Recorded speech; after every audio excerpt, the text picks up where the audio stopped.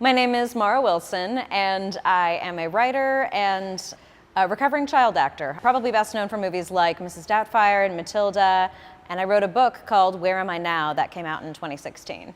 I was a very anxious child. I was just sort of born nervous. My family would always tell me stories about the times that I would have these crying fits just because I was so scared. I would have panic attacks. I didn't understand what it was.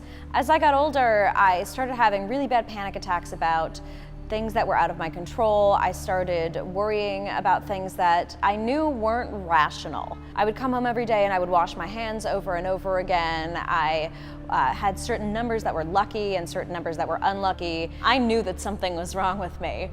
And I wanted to get help, but I didn't know where to go. When I was 12, I read a book about a girl with obsessive-compulsive disorder, and I thought, oh, this is what it is. I was diagnosed with OCD, with anxiety, with panic attacks, with depression. The day that I was actually diagnosed was one of the best days of my life, because I felt like finally I knew what was going on and I knew that there was something I could do about it.